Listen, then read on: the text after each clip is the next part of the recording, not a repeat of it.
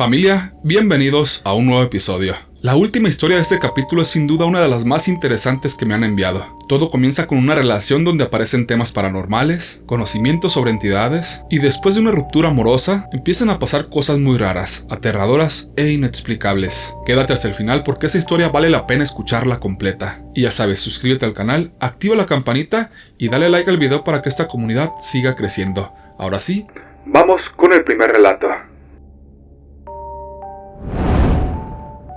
Esto pasó cuando tenía 14 años, hace 4 años. Éramos un grupito de amigos que siempre buscaba algo para asustarse. Historias, videos, cosas por el estilo. Esa vez nos quedamos a dormir en la casa de uno de ellos. Sus padres no estaban. Solo su hermano mayor que se encerró en su cuarto y nos dejó hacer lo que quisiéramos, mientras no rompiéramos nada. Uno de mis amigos sacó una caja de su mochila y traía una ouija. Dijo que era de su padre y que nunca la habían usado. La puso sobre la mesa. Nos reímos, hicimos chistes y nadie se atrevió a tocarla hasta que pasó la medianoche. Entre las 12 y la 1 de la mañana, apagamos casi todas las luces. Solo dejamos encendida una lámpara pequeña. Leímos las reglas que venían en la caja. No jugar solos, no burlarse, despedirse al final. Nos tomamos de las manos un segundo, muy nerviosos, y colocamos los dedos sobre el puntero. Preguntamos si había algún espíritu presente. Pasaron 2 o 3 minutos sin que nada pasara.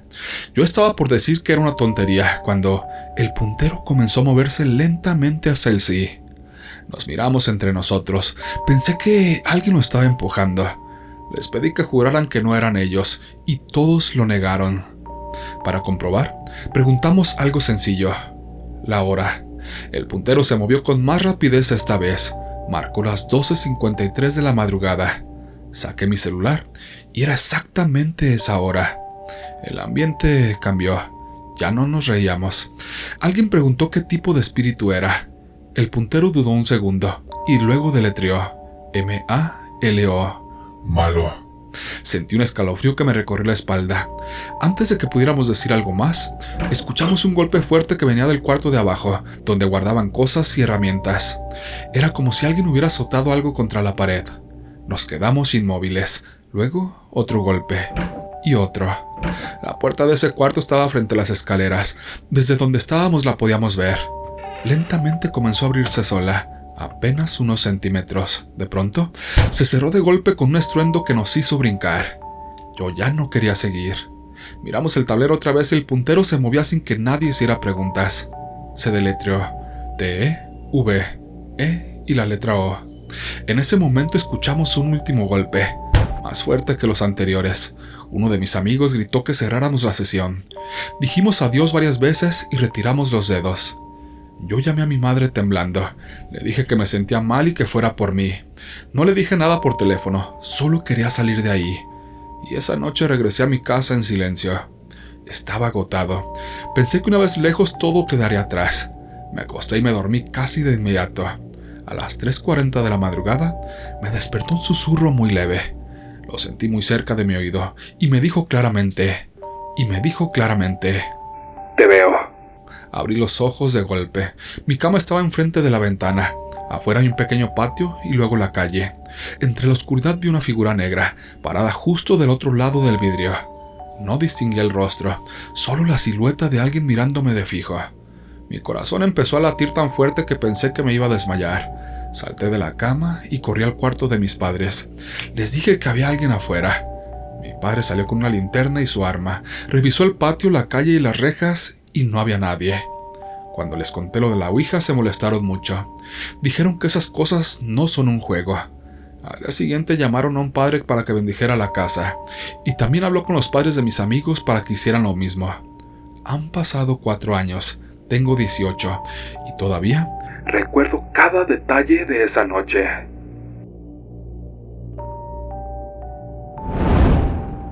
Hola Dante, tengo 3 sucesos que me han marcado a lo largo de mi vida.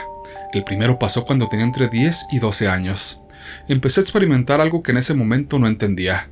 Por las noches soñaba que me levantaba de la cama y flotaba. No era un sueño común. Sentía que algo se desprendía de mí y recorría la casa. Veía a mi madre dormir, caminaba por los pasillos, incluso iba al colegio y observaba escenas del día anterior. Era como repetir mis pasos, pero desde arriba. Nunca se lo conté a nadie. Pensé que eran solo sueños raros, pero cada vez que sentía que volvía a mi cuerpo, daba un salto fuerte sobre la cama, como si cayera desde algo muy alto. En una ocasión fue peor. Sentí que despertaba, pero no podía moverme. Tenía la sensación de estar dentro de un cajón cerrado. Gritaba, intentaba mover los brazos, pero no me respondían. Me desesperé tanto que terminé quedándome dormida otra vez, y cuando desperté, ya estaba normal en mi cama. Con los años investigué y supe que eso se conoce como desdoblamiento o viaje astral. No sé cómo lo llamen en otros países. Estoy convencida de que lo que viví fue real. Lo extraño es que después de un tiempo dejó de pasar. He intentado repetirlo ya de adulta y nunca he podido. A raíz de esos episodios comenzó otra experiencia. Cada vez que sueño que alguien fallece, al poco tiempo a alguien cercano le pasa. Una vez incluso salvé a mi madre. Soñé que estaba en una fiesta y le disparaban. Fue un sueño muy claro. A la noche siguiente había una reunión a la que habían invitado a mi madre. Yo no quería que fuera. Le insistí de todas las formas posibles. Lloré, discutí con ella, hasta que logré convencerla de quedarse en casa. Al día siguiente nos enteramos de que en esa reunión, la señora que había organizado la fiesta recibió disparos. Desde entonces mi madre me toma en serio cuando le platico de mis sueños. El tercer suceso fue aún más inquietante. Vivíamos al sur de Bogotá, Colombia. Mi madre y mis hermanos decidieron rentar un apartamento justo frente a donde yo vivía con mis hijos. No alcanzaron a estar más de un mes, y eso solo porque ya habían pagado el arriendo. Desde los primeros días vivían aterrorizados. Todas las noches alrededor de las 12 de la noche, alguien golpeaba con fuerza la puerta del primer piso, donde dormían mi hermana y mi sobrina. Mi madre, que vivía en el segundo piso, bajaba a revisar y nunca encontraba a nadie. Pensaba que ellas exageraban. Hasta que un día les dije que me quedaría a dormir para comprobarlo. Apenas entré al departamento sentí algo muy raro. El ambiente era pesado. Hacía frío aunque no era una noche fría, y había un olor muy raro, como azufre. Traté de convencerme de que era sugestión. Pensé que tal vez era humedad o mi imaginación. Cuando dieron las 12:30 de la noche, empezaron los golpes. Eran muy fuertes, directos contra la puerta. A mí se me erizó la piel, pero intenté mantener la calma. Pensé que podía ser mi hermano jugando o una broma. Cerramos la puerta del cuarto para sentirnos más seguras, pero los golpes nunca pararon. Al contrario, comenzaron a escucharse más cerca, como si estuvieran dentro del mismo apartamento. Mi hermana gritaba que nos dejaran en paz, que se largaran de aquí. No recuerdo bien cómo salí de ese lugar, solo sé que fue el peor susto de mi vida. Después se supo que en esa casa habían vivido 2 hombres y que uno de ellos había degollado al otro. Decían que desde entonces su alma se quedó penando en ese lugar. Aunque hicieron oraciones, llevaron un padre con agua bendita y probaron muchas cosas más, su espíritu sigue atemorizando a cada persona que vive en esa casa. Hace aproximadamente 2 años me fui a vivir con mi novio. Yo estaba muy enamorada. Él era mayor que yo y, aunque desde el principio sabía que tomaba mucho y que era mujeriego, pensé que conmigo iba a cambiar. Yo lo amaba y creía que si lo apoyaba y lo entendía, iba a sentar cabeza. Con el tiempo la realidad me dio un golpe. Salía a tomar, llegaba tarde, hablaba con otras mujeres y yo sufría en silencio. Un día platicando con mi tía, le conté lo que estaba viviendo. Me dijo que existía una planta llamada toloache y que servía para aplacar a los hombres, para que se tranquilizaran y dejaran los vicios. Me llevó con una amiga suya. Esa amiga había ido antes con una bruja y le habían dado un frasco con un preparado de toloache. Me explicaron que solo debía darle 15 gotas en su bebida y que era una vez al mes, porque si se excedía, podía volverse loco. Yo no pensé en consecuencias, pensé en salvar mi relación. Le puse 15 gotas en una bebida, pero no lo hice una vez al mes, lo hice cada 8 días. Así hasta que se terminó el frasco. Poco a poco empezó a cambiar. Dejaba de salir y tomaba menos, se quedaba más en casa. Yo lo veía y sentía que por fin estaba logrando lo que tanto había querido. Después fui al mercado y compré otro frasco. También se lo di completito, de la misma forma. Fue entonces cuando el cambio se volvió algo que ya no pude controlar. Empezó a ponerse celoso por todo. Si sonaba mi teléfono, quería revisarlo. Si hablaba con un amigo o un primo, se molestaba. Ya no salía con sus amistades ni con otras mujeres. Dejó el alcohol casi por completo y estaba todo el tiempo en mi casa. Yo al principio me sentía feliz, porque era lo que siempre había pedido. Pero la felicidad se volvió encierro.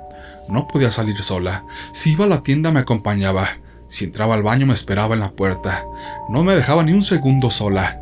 Decía que me amaba demasiado, que no podía vivir sin mí. El teléfono no me lo soltaba. Quería saber con quién hablaba, a qué hora y por qué. Un día decidí salirme sin avisar. Él tenía una junta de trabajo y yo me fui con unas amigas a un antro. Pensé que no pasaría nada, pero él regresó antes de lo previsto, y cuando llegué a casa, ya me estaba esperando. Me acusó de engañarlo. Le habían dicho que yo estaba con otro hombre, algo que no era verdad. No escuchó razones. Me dio con tanta fuerza que terminé en el hospital. Gracias a Dios estoy viva. Después de todo eso, él se fue. No he vuelto a verlo en persona, pero no desapareció de mi vida. Me ha hackeado redes sociales, me escribe desde cuentas falsas. Si se entera de que alguien me habla con intención de algo serio, no tarda en amenazarlo. Me ha dicho que yo siempre voy a ser de él. La última frase que me dijo fue: nunca nos podrán separar, ni la muerte, ni nadie, ni nada en este mundo. Esto me pasó por darle toloache más de lo que debía. Ignoré las indicaciones. Pensé que estaba controlando algo y en realidad abrí una puerta que no supe cerrar. Ahora vivo con mucho miedo. Miedo de que un día aparezca y cumpla sus amenazas. Tengo miedo de que su obsesión llegue más lejos. A veces me culpo por haber hecho lo que hice, por haber querido forzar algo que no era natural. No sé cómo revertirlo. Me amenazó y quiere acabar conmigo, con tal de no verme con nadie más. No sé si lo que hice tiene solución. Lo único que tengo claro es que nadie debería intentar controlar la voluntad de otra persona. Yo quise cambiarlo por amor y terminé atrapada en algo que todavía no termina.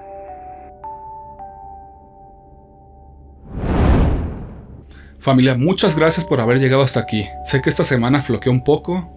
No les hice 2 episodios, pero ya estoy de vuelta. Muchas gracias por su apoyo como siempre, y les prometo que pondré más empeño al canal. Pasemos a la siguiente historia que les prometí al principio, que en verdad sé que los va a impactar. Así que vamos con el último relato. Hola Dante, mi nombre es Ricardo, soy médico y tengo 41 años. Mi historia comienza hace aproximadamente 20 años, cuando estudiaba en la Facultad de Medicina. Cursaba el 4º año de la carrera, cuando conocí a Adriana, una estudiante de medicina 3 años mayor que yo. Iniciamos una amistad, y al cabo de un año nos hicimos novios. Adriana era una mujer muy culta, sabía de todos los temas, reglas de etiqueta, perfumes, buenos vinos, libros, metafísica y un largo etcétera. Su pasión eran los libros y la lectura. En nuestros pocos tiempos libres la pasábamos hablando de todos esos temas, en especial de metafísica, tema que me causaba mucha curiosidad y fascinación. Ella me hablaba de técnicas para lograr el desdoblamiento astral, lo que se experimenta durante el viaje, los peligros que uno corre al realizarlos, y cómo volver al cuerpo físico. Yo la escuchaba con mucha fascinación, aunque también con un poco de escepticismo. Un día, al despedirnos me dijo: «Te visitaré por la noche». Yo no le di importancia. Al día siguiente que la vi, me dijo que había estado a mi lado durante mi sueño. Me describió detalladamente la ropa que usaba para dormir: un pantalón guinda y una playera celeste con una tabla de surfear estampada. Yo me quedé sin palabras. Ella me dijo que no me asustara, que todos tenemos esa capacidad y que había aprendido a hacerlo gracias a sus estudios en metafísica. En aquel momento yo vivía con mi abuela, que tenía muy poco de haber enviudado. Me mudé a su casa con el afán de acompañarla, y además de tener paz y tranquilidad para poder estudiar, ya que su casa es muy grande. Mi familia practica la religión cristiana, y mi abuela es muy apegada a la religión. Mi madre no lo era tanto en ese entonces. Desde el primer día que llevé a Adriana a la casa, tanto mi abuela como mi madre no la aceptaron. Mi abuela decía que tenía algo que no le gustaba, y que le pedía a Dios que la alejara de mí. Yo en ese momento me molesté. Sentía que estaban interviniendo en mi vida y lo interpreté como un acto de celos. Un día platicábamos Adriana y yo con un amigo, quien era estudiante foráneo. Estaba solo y tenía muchos problemas personales. En la plática se sinceró y nos confesó que se encontraba en una situación sin salida y que había recurrido a pedirle ayuda a la santa. En ese momento Adriana le comenzó a dar una cátedra de cómo se debían realizar las peticiones, a qué horas, las ofrendas que se debían dar y las consecuencias de no cumplirle a la santa. Yo me quedé asombrado de la información tan detallada que tenía. En ese momento le cuestioné cómo era que sabía tanto de eso, pues ella siempre me había dicho que practicaba la religión judía. Ella me dijo que hacía tiempo había estudiado sobre magia negra, que en su familia Había mujeres que se dedicaban a eso, y que una tía le había iniciado al verle ciertos dones, pero que hacía tiempo que había dejado esas prácticas cuando se acercó a la religión. Yo siempre había tenido mucha curiosidad por las cuestiones esotéricas, pero siempre lo había reprimido por las creencias religiosas de la familia. Cuando supe que Adriana sabía de esos temas, se volvió nuestro tema de conversación favorito. Pasábamos mucho tiempo hablando de eso, y cada vez profundizábamos más. Ella me hablaba sobre todo tipo de entidades que se podían invocar, qué se les podía pedir y cómo se les debía pagar. Hablaba de entidades como demonios, duendes y otras cosas que ya no recuerdo. Pero lo que sí recuerdo es que tenía un profundo conocimiento sobre demonología. Decía que había estudiado y me hablaba sobre jerarquías de demonios y legiones. A veces me asustaba todo lo que me contaba. Incluso me platicaba de trabajos de brujería que había hecho en el pasado a sus enemigos. Me decía que se había distanciado de una amiga muy querida, porque la hermanita de su amiga, cuando iba de visita a su casa, decía que un hombre de negro acompañaba a Adriana y que el hombre la asustaba, pero siempre terminaba diciendo que todo eso se había quedado atrás. A la par que vivía todo eso, comenzaron a pasar cosas. En aquel entonces a mí me gustaban mucho los peces. Tenía una pecera grande frente a mi cama con muchos peces. En ese tiempo comenzaron a fallecer, uno cada día. Compraba más peces en el acuario y todos los días aparecía uno con la panza arriba. Mi pensamiento racional llegó a la conclusión de que seguramente había una infección. Hice todo lo que me decía el experto para tratar el agua y los peces, pero nada detuvo que fallecieran todos, uno al día. Hubo más de uno que me dijo que los peces absorben las energías densas y que de alguna manera me estaban protegiendo. Una vez que fallecieron todos, lavé limpié el acuario y decidí empezar de cero, pero todos corrieron con la misma suerte hasta que me di por vencido. A mi familia no le gustaba que llevara a Adriana a la casa, aunque nunca le hicieron ninguna mala cara. La trataban con cordialidad y ella siempre se portó gentil con ellos. Con el paso del tiempo la relación se tornó complicada. Adriana se volvió muy celosa y posesiva. Tenía arranques de agresividad, quería disponer de mi tiempo y no le simpatizaban mis amistades. Solo nos reuníamos con amigos de ella, en especial con Víctor, un amigo al que hasta la fecha le tengo gran estima y que en ocasiones actuaba como mediador en las peleas. Yo ya no me sentía a gusto en la relación, había perdido amistades y me había distanciado de mi familia. Tomé la decisión de dejarla e intenté hacerlo un par de veces. Ella lloraba y juraba que iba a cambiar. Sin embargo, eso no sucedía. Un día una amiga de los dos habló conmigo y me dijo que era mejor que me alejara de ella, que le había contado que jamás ningún hombre la había cortado y que esto acabaría cuando ella lo decidiera, que yo se la iba a pagar. Sentí mucha rabia de haber caído en el juego. La cité en una plaza y le dije que ya no estaba dispuesto a continuar la relación y que la terminaba en ese momento. Ella se humilló, lloró e hizo el berrinche de su vida. A mí me dio pena y solo me fui avergonzado. Estuve llamando a mi casa para intentar regresar, pero yo siempre me mostré firme. La última vez que hablamos me dijo que Víctor, al enterarse del rompimiento, se había acercado a ella para proponerle una relación. Le contesté que no tenía ningún problema si ellos se hacían pareja, y le colgué el teléfono. Esa fue la última vez que hablamos. Yo era un alumno regular y ella irregular, por lo que fueron contadas las veces que nos encontramos después. A los días de haber terminado con ella comenzaron a pasar cosas en casa de mi abuela. Entre las 5 y las 5:30 de la mañana, me despertaban con un golpeteo en la ventana.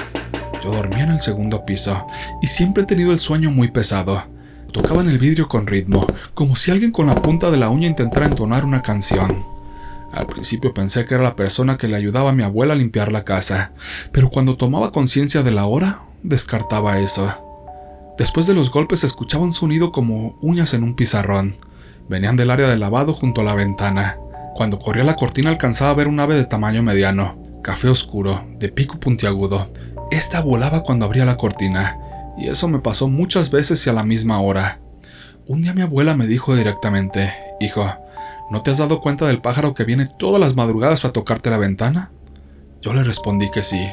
Me dijo que eso no era nada bueno y que alguien nos estaba tratando de atacar, que esa madrugada había salido a la terraza y había reprendido en el nombre de Jesucristo a esa ave.